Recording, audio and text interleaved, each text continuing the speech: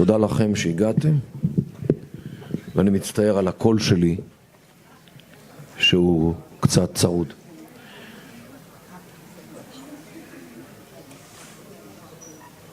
אני יושב פה ומאזין לשלוש הרצאות טובות, לא, מעולות, חזקות, של אנשים שאני צל על יד האור שהם מפיצים. הרבה דברים שתכננתי לומר נאמרו ואינני רוצה לחזור. אבל מה שנותר לי זה לדבר על כמה היבטים שהדוברים הקודמים לא דיברו, ואני גם מדבר על הנושא שאותו אני אמור הייתי לדבר עליו. כולם דיברו, או פרופסור ליטבק דיבר על הדיכוטומיה או על יחסי הגומלין בין לאומיות ודת. מי משתמש במי, מי עוזר למי. זה נכון. אבל יש פה מרכיב שהדוברים הקודמים לא התייחסו אליו. דבר ראשון, עצם החלוקה בין דת ולאומיות זו גישה מערבית, אנליסטית, שהיא מפרידה בין מרכיבים, כי ככה אנחנו חושבים. לאומיות זה מדעי החברה, דת זה מדעי הרוח. זה פקולטות שונות, זה דיסציפלינות שונות. כי ככה אנחנו חושבים במערב. איפה הבעיה? זה לא כך, כאן. כאן לאומיות ודת הם במקרים רבים שני צדדים של אותו מטבע. אי אפשר להפריד ביניהם. הם הרבה יותר משולבים ממה שאנחנו בשכל המערבי שלנו או בתרבות המערבית שלנו מבינים. אבל זה לא רק עניין של דת מול לאומיות. ואני רוצה לקחת אתכם רגע לשנת 1970, אוקטובר. התגייסתי באותה שנה ועשיתי טירונות בבה"ד 4 שהיה בבית אל מצפון לירושלים. באחד הימים ירדנו למטה לבקעת הירדן והלכנו ברגל על יד יריחו, על יד מחנה הפליטים של יריחו. המחנה הזה בנוי על מורד של גבעה, וכדי שהמים של הגשמים לא ישטפו את זה, עשו קיר גדול ממזרח למחנה הפליטים, כדי למנוע מהחול לגלוש ומהבתים להתמוטט. כשבאנו שמה, על הקיר הזה, והקיר הזה אורכו אולי 200 מטר, מישהו לקח פח צבע גדול, וכתב כתובת ענקית על אולי 150 מטר, אותיות ענקיות, 3 מטר גובה. חייבר, חייבר, יא יהוד, ג'ייש מוחמד סייעוד. מי לא הבין? תלמדו ערבי. חייבר זה היה נווה מדבר על יד מדינה, שחי שם שבט של יהודים. ומוחמד ניסה להסלם אותם והם סרבו, לא ניכנס לסיפור. בסופו של דבר הוא שחט אותם, את הגברים, ולקח את הגברות. מה אומר הכתובת הזאת? Khaybar, Khaybar. Khaybar, Khaybar. Souvenez-vous de Khaybar, juif. L'armée de Mahomet reviendra. Cela veut dire l'histoire entre en jeu. Il ne s'agit pas seulement du nationalisme, de la religion, mais un précédent historique, Mahomet qui a massacré les Juifs de Khaybar, eh bien nous allons faire la même chose. est-ce que c'est de la religion? Il y a bien sûr un élément religieux, parce qu'on parle du Mahomet et de l'islam. Est-ce que il y a un élément nationaliste? Oui, c'est la nation arabe de l'époque qui a massacré la nation juive. C'est-à-dire qu'on voit que tout se mélange. La religion, l'histoire, le nationalisme, ce sont en fait les trois faces de la même pyramide. Ça n'est plus le rondeur d'une même médaille. Aucun des orateurs qui m'ont précédé n'a parlé de l'élément historique. Et l'histoire, mesdames et messieurs, l'histoire joue un rôle prépondérant dans la politique du Proche-Orient aujourd'hui. Les sunnites et les chiites se battent pour l'héritage de Mahomet en 632. Qui était l'héritier légitime de Mahomet? Est-ce que c'était Ali ou est-ce que c'était les autres qui se sont emparés ou volés à Ali cet héritage?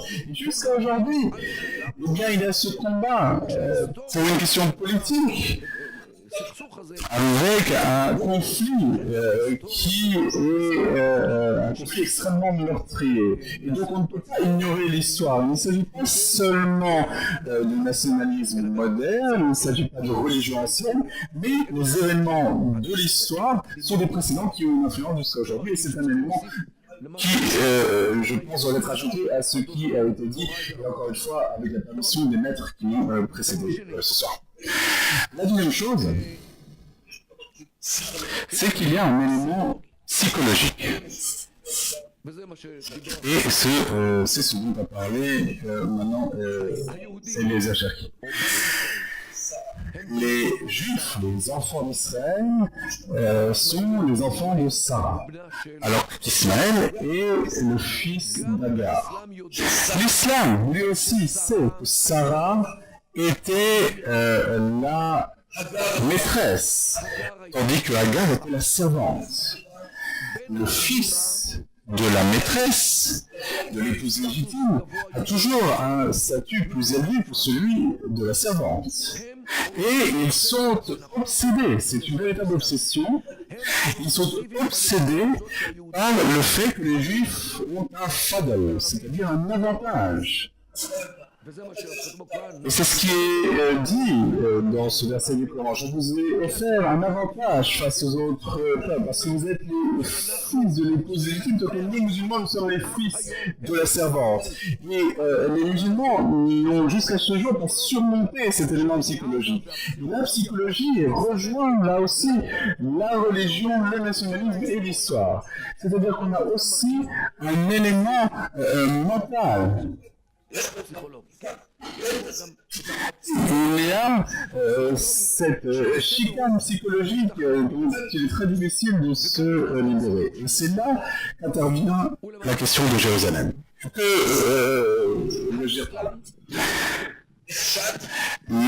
L'islam, depuis ses débuts, a toujours été suspecté d'être une religion qui n'est qu'un plagiat du judaïsme. Parce que le Coran, et je vous recommande bien sûr de lire le Coran, quelle que soit la langue que vous parlez, parle d'Ève qui a été créée à partir de la côte d'Adam, parle de Jardin d'Éden, parle de Noé, de l'arche de Noé, de Pharaon, des enfants d'Israël, l'histoire de Joseph qui est extraite des parachutes de Vayeshev, vous pouvez lire tout cela dans le Coran. Le Coran dit que les enfants d'Israël avaient peur d'entrer dans la terre promise par Dieu parce qu'ils ont eu peur des géants. C'est exactement ce qu'il y a dans la paracha de Shlach. 80%, peut-être 75% du matériau du Coran, c'est le judaïsme. Et à cause de cette ressemblance avec le judaïsme, déjà, à l'époque où Mohammed était vivant, on a suspecté l'islam d'être un satir al-Walani. Ce qui signifie que c'est les histoires, les anecdotes des premiers. Un satire, c'est Torah, c'est une histoire, une légende, un mythe. Il y a probablement un lien entre la satire et histoire, d'où son livre. Cette expression selon laquelle le Coran ne serait qu'une réplique d'un matériel juif et chrétien, parce que dans le Coran on parle aussi de Jésus et de Marie, eh bien cette accusation apparaît dans le Coran à 11 reprises. À 11 reprises, le Coran cite les habitants de la Mecque qui accusent Mahomet et disent que ce que Mahomet leur apporte, c'est quelque chose qu'il a pris aux Juifs et aux chrétiens. C'est-à-dire, ils accusent Mahomet de plagiat.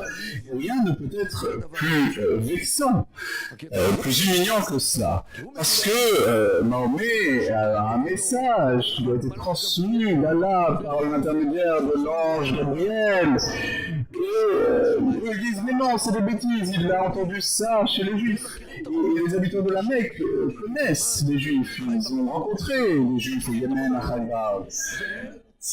Et ces habitants de la Mecque se moquent de Mahomet et disent tout ce que tu nous amènes, c'est une copie. Et c'est pourquoi d'ailleurs l'islam a développé l'idée selon laquelle Mahomet ne savait pas lire et écrire, et donc il était incapable de recopier les textes juifs. Et de toute façon, il gérait les affaires de sa femme. Donc comment était-ce possible de gérer les affaires de sa femme si c'est pas avec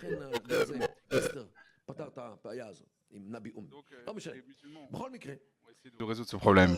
Mais cette accusation, selon laquelle le Coran, le livre le plus saint qui soit, le livre qu'Allah a fait descendre pour le donner aux hommes, c'est le livre qu'Allah tient face à ses yeux, ne serait qu'un texte volé aux Juifs.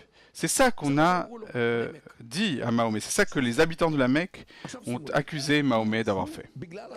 Et à cause de cette accusation, Mahomet était obsédé par les Juifs. Voyez ce qu'il y a dans le Coran à propos des Juifs. C'est-à-dire que dès dans la sourate Al-Fatiha, la sourate d'ouverture, eh bien, on parle de ceux qui ont éveillé la colère d'Allah.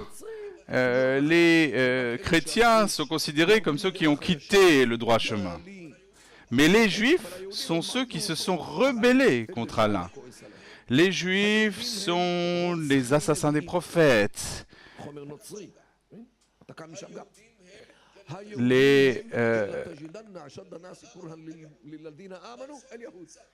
Tu trouveras, dit le Coran, que ceux qui détestent le plus les croyants, ce sont les Juifs. Les Juifs sont les fils des singes et des cochons. Vous ne savez pas? Vous ne savez pas cela?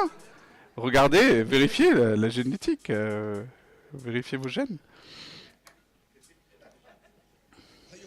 Les Juifs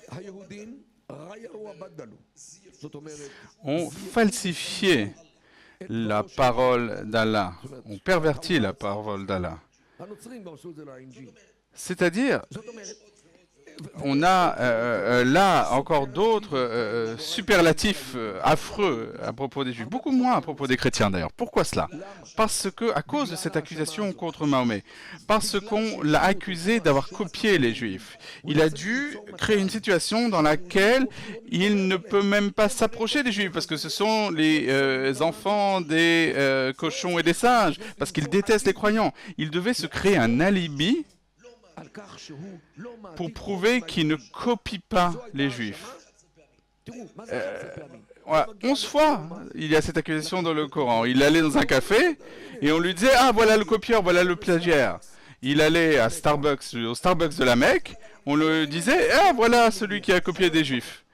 Partout, 11 fois on l'a accusé de faire ça. 11 fois le Coran cite cette accusation. Ça veut dire qu'en permanence, on se moquait de lui et on le méprisait pour cela. Vous venez voir quelqu'un et vous avez un message extraordinaire, on vous dit mais non, mais vous l'avez copié. C'est comme un élève aujourd'hui à l'université qui copie un texte de l'internet et qui me met cela en tant que devoir. Et je trouve le site et je lui dis mais vous avez copié sur internet et il y a un conseil de discipline. Eh bien, même chose pour Mahomet. On lui disait tu as copié de l'internet ce que les juifs ont écrit. C'est ça, cette accusation de Assatir al-Awali. C'était les tout débuts de l'Internet, à l'époque de Mahomet. C'est-à-dire qu'il y a là un élément psychologique profond qui concerne les Juifs. Et c'est pourquoi, dès le départ de son vivant, il était obsédé par les Juifs.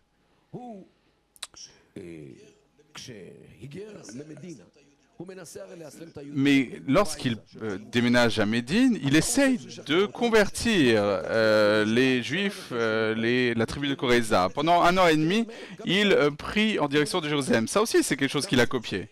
Et les Juifs, ça ne les impressionne pas. Et apparemment, les Juifs se sont aussi moqués de Mahomet.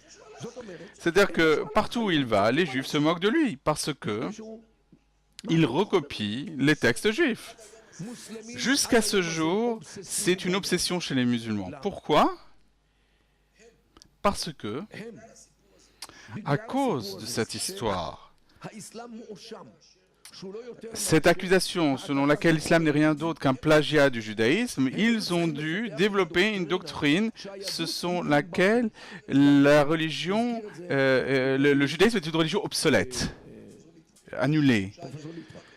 Et le professeur Litvak en a parlé, le christianisme aussi d'ailleurs est une religion obsolète, tandis que l'islam est la religion de vérité. Il y a un verset du Coran qui le dit, qui dit la religion d'Allah, c'est uniquement l'islam, ni le judaïsme, ni le christianisme. Même cet événement, lorsque Mahomet est monté au ciel, il prie sous l'œil d'Allah et derrière lui se trouve Jésus, prophète du christianisme, et Moïse, prophète du judaïsme. Et lorsqu'il prie derrière lui, cela veut signifier qu'ils acceptent le joug de l'islam, qu'ils renoncent à leur rôle théologique, historique, culturel du judaïsme et de l'islam, et qu'ils acceptent l'islam. C'est cela que signifie cet événement qui se passe dans les cieux lorsque Mahomet monte au ciel à partir de Jérusalem d'ailleurs, pas de la Mecque. Donc, les musulmans font tout leur possible pour montrer que les juifs et le judaïsme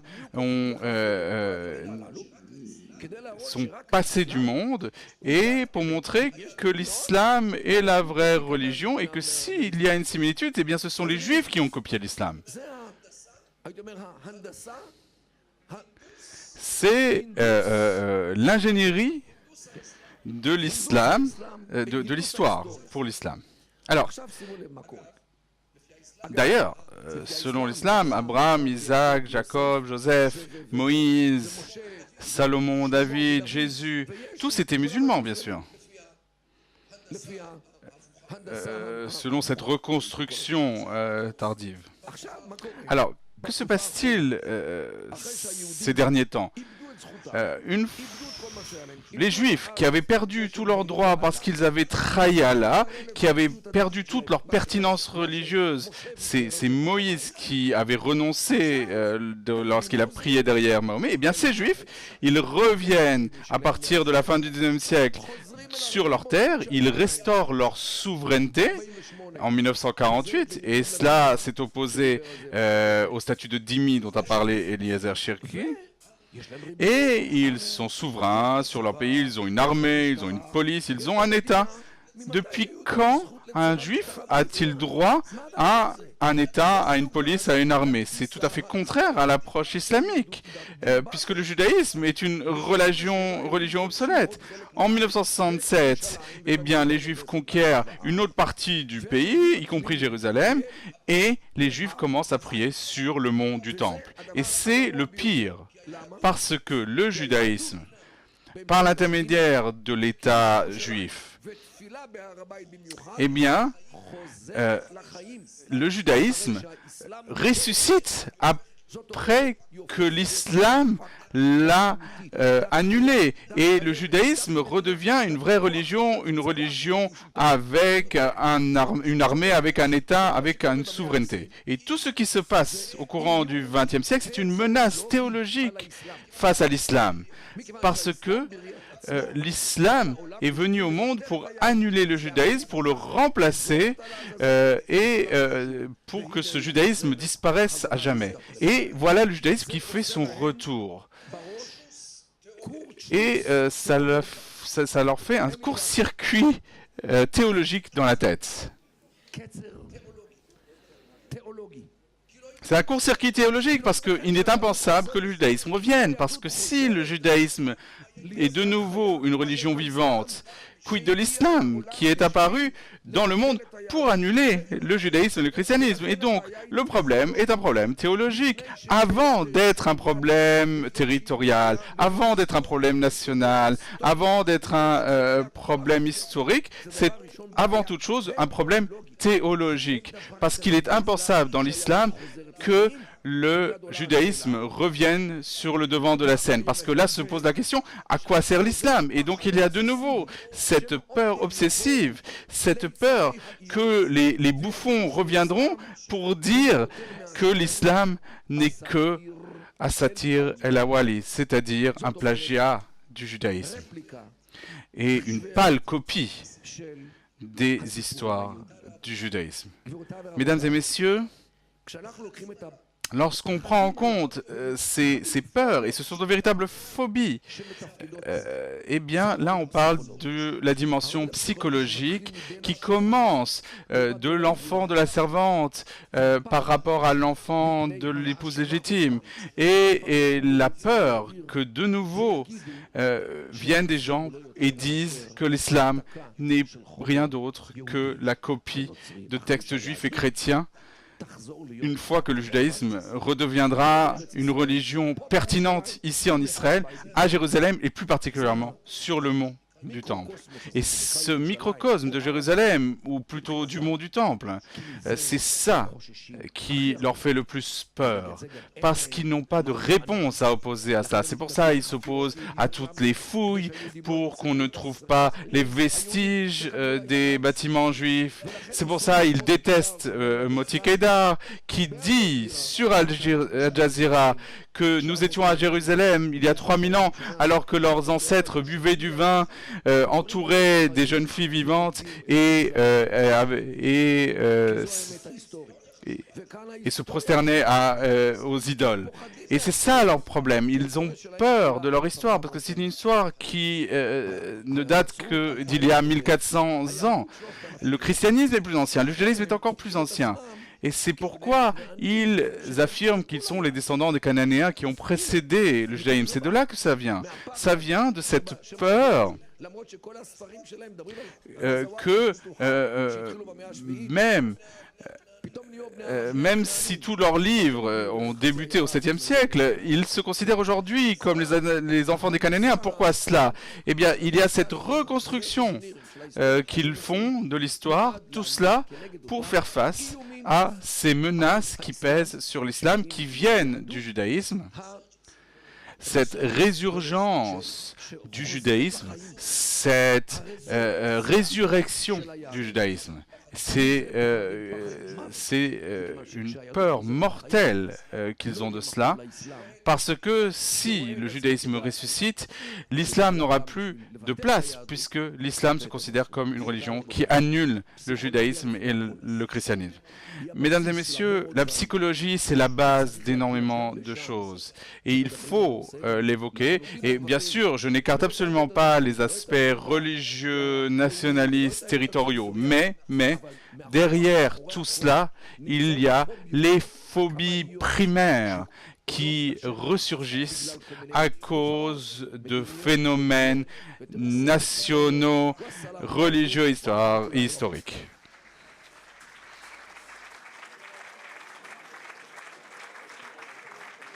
En somme, nous avons besoin de psychanalystes et pas de diplomates. Donc je vous convie à prendre des rafraîchissements.